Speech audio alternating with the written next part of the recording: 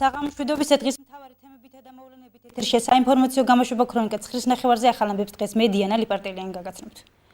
ენერგეტიკის მინისტრი კახი კალაძე დღეს გარდაბნის მუნიციპალიტეტის სოფელ გამარჯვებაში იმყოფებოდა. მინისტრმა სოფელში გაზ გამანაწილებელი ქსელი მოინახულა და სოფლის ბუნებრივი აირის მომარაგების ვითარებას ადგილზე გაეცნო. სოფლის დავალიანების გამო ბუნებრივი აირი 8 თვის განმავლობაში არ მიეწოდებოდა. კომპანია NASAM, რომელიც 2012 წლის ოქტომბრამდე სოფელს გაზით ამარაგებდა, კომპანია იტარა საქართველოსათვის საფასურის გადახდა ვერ შეძლო, რის გამოც სოფლის გაზმომარაგებას პრობლემა შეექმნა. როგორც დღეს გახდა ცნობილი, კომპანია SOCAR Georgia სოფლის გაზიფიცირების პროცესს მომავალ კვირაში დაასრულებს. ამასთან კომპანია მომავალში სოფლის გაზგამანაწილებელი ქსელის რეაბილიტაციასაც გეგმავს. რაც შეეხება დავალიანებას, ეს სოფლის მოსახლეობას არ შეეხება და თავად კომპანია დაფარავს.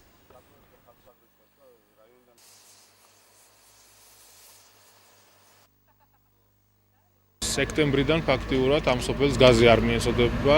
ლიცენზიანტი კომპანია, რომელიც ვალდებული იყო შეესრულებინა ეს ვალდებულება, გაკოტრდა, მათ დავალიანება გაუჩნდა SOCAR-თან მიმართებაში და მოსახლეობას ფაქტიურად გაზმიწოდება შეუწყდა.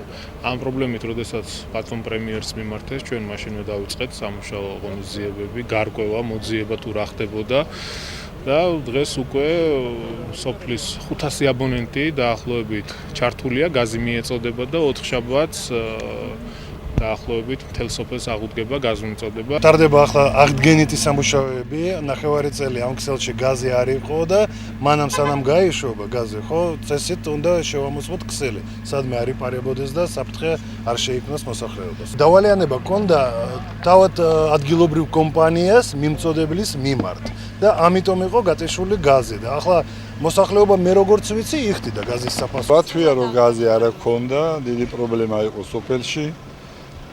და თუ ჩაირთვება გაზი, დიდი შაღავათი იქნება. გაზი არის აუცილებელი ოჯახში. გაზი, წყალი და ცოტა ფასი დასაკლები და თუ დააკლდება ფასი, ძალიან კარგი იქნება. ნაციონალურ მოძრაობას საპრეზიდენტო არჩევნებში გამარჯვების არანაირი შანსი არ აქვს, რადგან მოსახლეობას პარტიის მიმართ არანაირი ნდობა არ გააჩნია. ეს განცხადება დღეს კახი კალაძემ ნაციონალური მოძრაობის საპრეზიდენტო კანდიდატთან დაკავშირებით გააკეთა. ჩვენ კარგად გვახსოვს 9 წლიანი პერიოდი, როდესაც ნაციონალური მოძრაობა იყო ხელისუფლებაში. ძალიან დიდი ზიზღია ამ ადამიანების მიმართ, ასე რომ არანაირი შანსი არ აქვს მათ კანდიდატს აღნიშნა კალაძემ.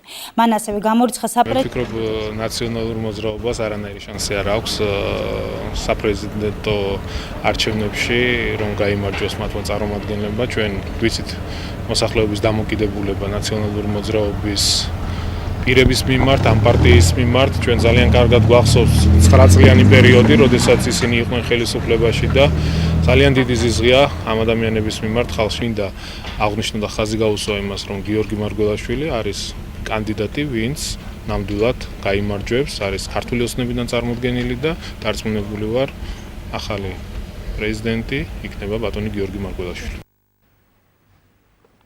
დღეს ბოლნისის კულტურის სახლში საზოგადო მოღვაწის ელიზბარ ჯავალიძის დაბადებიდან 75 და სამეცნიერო მოღვაწეობის 50 წლის იუბილისადმი მიძღვნილი ღონისძიება გაიმართა, რომელიც იუბილარის მეგობრების ორგანიზებით მოიწყო. მაშინ მონაწილეობას ბოლნისის კულტურის სახლთან არსებული შემოქმედებითი კოლექტივთან ერთად ჯგუფი ფაზის იღებდა. ელიზბარ ჯავალიძე სამეცნიერო საქმიანობასთან ერთად წარმომადგენლობითი სახალხო კრების აღმასრულებელი საბჭოს წევრიცაა. მისი იუბილეს დღეს პოლიტიკოსები, მოწვეული სტუმრები, მეცნიერები, სახეობების სპორტსმენები და ბიზნესმენებიც ესწრებოდნენ. მოხარული ვარ, რომ ბოლნისში მიხდიან ამას, რამე თუ ბოლნისში დავიწყე მე სწავლა, მე გადავედი თბილისში, მე ისევ დაუბრუნდი ბოლნისში და ბოლოს კაზრეთში დავამთავრე. მთელი ჩემი ბავშვობა აქ ამაზე გატარებული, მაშავერაზე გავიზარდე. ეს არის საქართველოში ერთ-ერთი საუკეთესო მეცნიერი, საუკეთესო მეგობარი და საუკეთესო ქვეყნის პატრიოტი. მე მინდა ელიზბარს მიულოცა ეს დღე, უსურო გამარჯვება თავის შვილებთან და შვილიშვილებთან და თავის ქვეყანასთან, რომელიც ძალიან უყვარს. ძალიან დიდი მადლობა ბოლნისელებს იმისათვის, რომ მათ აღნიშნეს მათ კუთხეში დაბადებული და გაზრდილი ადამიანის მართლა ძალიან დიდი ღვაწლი საქართველოსა და ქართული მეცნიერების წინაშე. ბატონი ელიზბარი არის მართლაც ძალიან დიდი მეცნიერი, ის არის ძალიან დიდი მოქალაქე და საზოგადო მოღვაწე ჩვენი სამშობლოსი და ძალიან დიდი პატრიოტი. უკვე რამდენიმე კვირა გავიდა მას შემდეგ, რაც პატრიარქმა ინიციატივა გამოიჩინა და დღევანდელი დღე შაბათი წიგნის კითხვის დღედ გამოაცხადა. დღეს ქრონიკა დაინტერესდა, რამდენად პოპულარულია სხვადასხვა თაობაში წიგნის კითხვა და წიგნიერება და როგორ იმოქმედა უწმინდესის მოწოდებამ საზოგადოებაზე. ლიტერატურის წასაკითხად ბეჭდურ გამოცემებთან ერთად დღეს ინტერნეტ ბიბლიოთეკებიც საკმაოდ აქტუალურია, თუმცა ლიტერატურულ ნაწარმოებებს 21 საუკუნის საქართველოში მკითხველი მაინც აკლია. აზრი რომ წიგნის კითხვა აუცილებელი პირობაა ადამიანის განვითარებისთვის, რჩევის თხოვნის ან მოწოდების სახით ყველას ხშირად სმენია. დღეს ამ მოსაზრებას კიდევ უფრო თვალსაჩინოს სრულიად საქართველოს კათოლიკოს პატრიარქის ილია მეორის ინიციატივა ხდის. პატრიარქმა შაბათი დღე წიგნის კითხვის დღედ გამოაცხადა და საზოგადოებას წიგნიერებისკენ მოუწოდა. ჩვენი ერი აი ამ ნიჭიერებით ხასიათდება და ყველა აი თავისი კუთხით ავლენს აი ამ ყოველივეს და მე დღესაც აი ჩვენ ამ გზაზე ვართ გამოსული ამ ასპარეზზე და რაშიც წინ მიგვიძღვის მისი უწმინდესობა, მისი ლოცვა-კურთხევით, მისი ქადაგებით, მისი აი ამ უშრეთი რჩევადარიგებებით და აი შევეხები მის ერთ-ერთ სიტყვას, რომ მან ჩვენს ერს, ჩვენი დედა ეკლესიის მრევლს მოუწოდა და ლოცვა-კურთხევა მისცა, რათა აი შაბათი დღე ყოფილიყო წიგნის კითხვის დღე. ტექნოლოგიური ინოვაციებისა და კომპიუტერული ტექნიკის ეპოქაში სხვადასხვა ლიტერატურულ ნაწარმოებებზე წვდომის ალტერნატივაც გაიზარდა. წიგნის მომხმარებელს საშუალება აქვს სასურველი ლიტერატურა როგორც ბეჭდური, ისე ელექტრონული ვერსიით წაიკითხოს. თუმცა მთავარი უწმინდესის ინიციატივაში ახალგაზრდა თაობაში კითხვისა და წიგნიერებისადმი სიყვარულის გამძაფრებაა. უპირატესობას წიგნს ვანიჭებ მაინც, იმიტომ რომ ახლა კომპიუტერთან ადამიანი იღლება, ზურგი იღლება თვალებზე ძალიან ცუდად მოქმედებს და წიგნი ჯობია. ქართული ლიტერატურა ინტერნეტში ელექტრონული ვერსიები არ არის ხელმისაწვდომი, ამიტომაც თითქმის შეუძლებელი არის პოვნა გარკვეული მცირე გამონაკლისების გარდა, როგორც ამაგადად ლიბჯი. აქ არის ერთ-ერთი ყველაზე დიდი რესურსი ასეთი ტიპის მასალის, მაგრამ რაც შეეხება დავუშვათ რაღაც სამეცნიერო ლიტერატურას, აქ ძირითადად ინტერნეტში არის განთავსებული, იმიტომ რომ აქ უფრო ინგლისურ ენაზე არის ეს მასალა თავმოყრილი, ამიტომაც ამ შემთხვევაში უფრო ინტერნეტს ვანიჭებ უპირატესობას. პატრიარქმა შაბათი დღე წიგნის კითხვის დღედ გამოაცხადა, ეს ძალიან კარგია. ჩემი აზრით ახალგაზრდები უფრო დაუახლოვდებით წიგნს. მეც აბიტურიენტი ვარ და ხშირი შეხება მაქვს წიგნებთან, მაგრამ უფრო მირჩევნია წიგნის ინტერნეტით წაკითხვა. საკმაოდ დიდი პოპულარობით სარგებლობს საზოგადოებაში ბუკინისტური წიგნებიც, სხვადასხვა ეპოქისა და შინაარსის ლიტერატურა. მათთვის ვისთვისაც წიგნის შეძენის ერთადერთ პრობლემას მათი მაღალი ღირებულება წარმოადგენს, აქ ყოველთვის ხელსაყრელი ფასებია. ყიდველი ბევრი მყავს, უხარიათ რომ ძალიან ფასდაკლება რომ აქ და მოდიან ესე იგი 8 წლიდან აი მამდე თითქმის 80 წლამდე მოხუცი ხალხიც მოდის.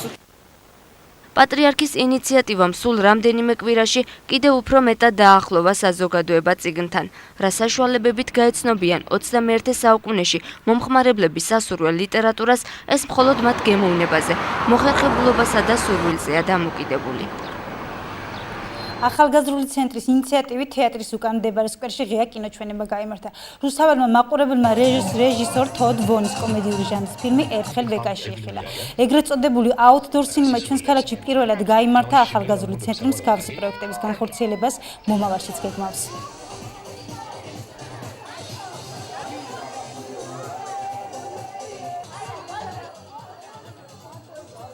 გაიმართა ღია ცისქვეშ კინოფილმის ჩვენება და ჩვენ ვფიქრობთ, რომ სასიამოვნო სიურპრიზი იყო რუსთაველებისთვის და ვეცდებით კიდევ გავამეოროთ ასეთი სიურპრიზები. რუსთაველებს არ აქვთ იმის საშუალება, რომ გაერთონ.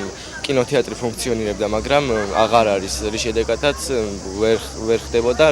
ვერ ხდება რუსთავში კინოების ყურება და ჩვენება, ასე რომ რუსთაველ მოსახლეობას ექნება საშუალება, რომ უყუროს კინო ღია ცისქვეშ და მოვიდნენ და გაერთონ. ძალიან მომეწონა ფილმი და კარგი იქნება თუ მომავალშიც გაგრძელდება. ხშირად იქნება ესეთი ღონისძიებები და ფილმის ჩვენებები. რუსთავის ხელოვნების სკოლამ 60 წლის იუბილე განსაკუთრებულად აღნიშნა. სტუმრებს შორის ისრაელში ემიგრირებული ცნობილი ქართველი კომპოზიტორები სოსო ბარდანაშვილი და რუბენ კაჟილოტიც იყვნენ. ისრაელის სახელმწიფო პრემიის ლაურეატებმა საკუთარი 65 წლის იუბილეს სკოლის იუბილეს დამთხოვეს და ისრაელის ელჩთან ერთად რუსთავს ესტუმრნენ. ღონისძიებაში ხელოვნების სკოლის პედაგოგები და მოსწავლეები იღებდნენ მონაწილეობას.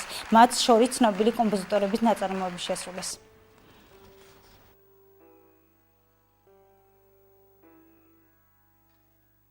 დღეს რუსთავის ხელოვნების სკოლაში მნიშვნელოვანი მომენტია არა მარტო ხელოვნების სკოლისთვის, მე ვფიქრობ საერთოდ ჩვენი ქალაქისთვის და ჩვენი ქალაქის ხელოვნების მოყვარულთათვის.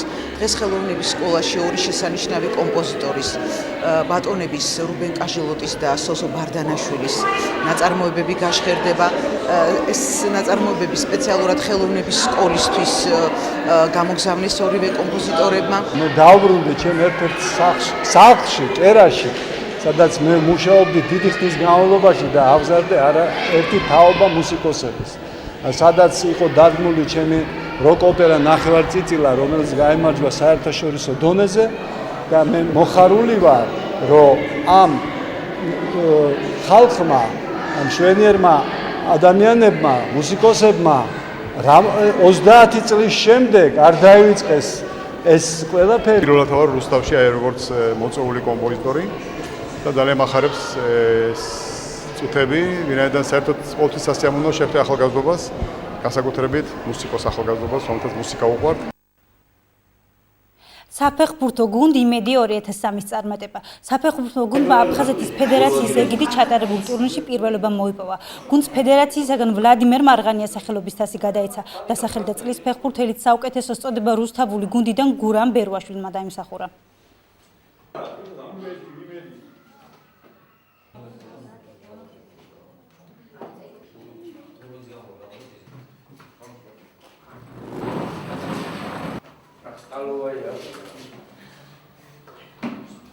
ჩვენმა გუნდმა იმედი 2003 რუსთავის გუნდმა დაიკავა პირველი ადგილი. რაც საკმაოდ მართლა წარმატებული იყო ამ ბავშვებისთვის. რომლებმაც ვიტყვი რომ უშუალოდ დაიმსახურეს ეს გამარჯვება. საუკეთესო ფეხბურთელად რომ დავსახელი ძალიან გამიხარდა. ძლიერი მოწინააღმდეგეები იყო გორი, აფხაზეთი, ავაზა, ბევრი იყო. ძალიან ძლიერი მოწინააღმდეგე, მაგრამ მაინც შეძლო და გავიმარჯვეთ. პირველ ადგილზე გავედით. საქართველოს პრეზიდენტი მიხეილ სააკაშვილი ქვეყანაში ფართო მასშტაბიან ეკონომიკურ სტაგნაციაზე საუბრობს და მდგომარეობის გამოსასწორებლად მთავრობას რამდენიმე რჩევას აძლევს. მიხეილ სააკაშვილის თქმით, ნაციონალურ მოძრაობას რამდენიმე წლის განმავლობაში 11%-იანი ეკონომიკური ზრდა ჰქონდა და გაგმილდა მისთვის გაუგებარია როგორ მოახერხა ახალმა მთავრობამ მაჩვენებლის 0%-მდე დაყვანა. ქვეყნის პირველმა პირმა აღნიშნა, რომ ძალიან მნიშვნელოვანია მთავრობა დროულად გამოფხიზლდეს. საქართველოს რეგიონებში დაწყებულია ფართო მასშტაბიანი ეკონომიკური სტაგნაცია. არასოდეს შევარდნაძის დროის შემდეგ გარდა ერთი გამონაკლისა 2008 წლის მსოფლიო კრიზისის და ომის წლისა საქართველოს არ ყოფილა ასეთ ეკონომიკურ მაჩვენებლების პირობებში. საქართველოს ეკონომიკა არ ყოფილა ასეთ კატასტროფულ სიტუაციაში. მე აქამდე მთელი ეს პერიოდი შეგნებულად ვიკავებდი თავს ეკონომიკური ინიციატივებისგან, ეკონომიკაზე დეტალური კომენტარებისგან, იმიტომ რომ ზუსტად ვიცი, რომ რატომღაც საქართველოს პრემიერ-მინისტრი ყველაფერს პირიქით გააკეთებდა და ზუსტად ისეთ რეაქციას აძლევს ყველა ჩემ წინააღმდეგობაზე, ყველაფერი სხვანაირად სრულიად საწინააღმდეგოდ უნდა რომ გააკეთოს. ეს თავისთავად უჩვეულო მდგომარეობაა ურთიერთობების, მაგრამ სამწუხარო რეალობაა ჩვენი. თავდაცვისა და უსაფრთხოების კონფერენციამ ბათუმის სასტუმრო შერატონში დღეს მუშაობა განაახლა. კონფერენციის მეორე დღე ISAF-ის ოპერაციის განხილვით დაიწყო, სადაც სიტყვით ნატოს საერთაშორისო უსაფრთხოების მხარდამჭერი ძალების სარდალი გენერალი ჯოზეფ დანფორდი გამოვიდა. მან კონფერენციის მონაწილეებს ოპერაციის მიმდინარეობასა და სამომავლო გეგმების შესახებ ინფორმაცია მიაწოდა. პანელის დასრულების შემდეგ ISAF-ის სარდალმა კომენტარი მედიის წარმომადგენლობისთვისაც გააკეთა.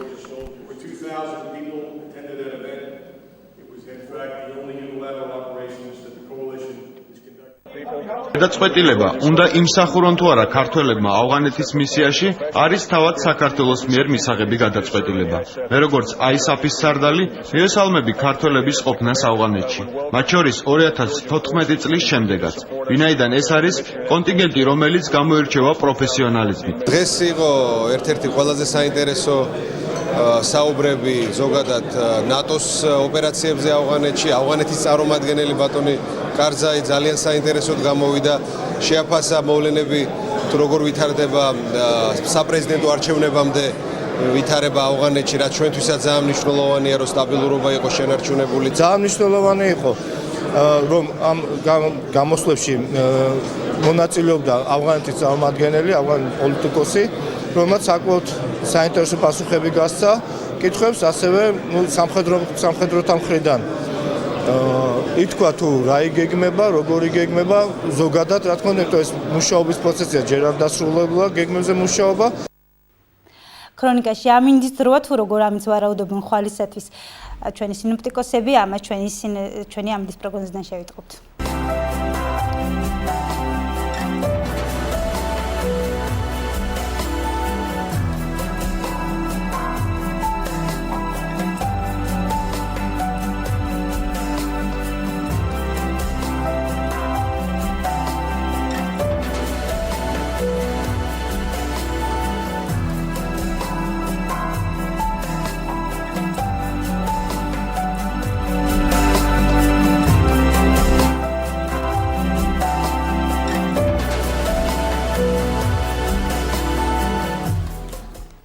ეს იყო ჩემს ხელთ არსებული ბოლო ინფორმაცია, მე მომავალ შეხვედრამდე გემშვიდობებით.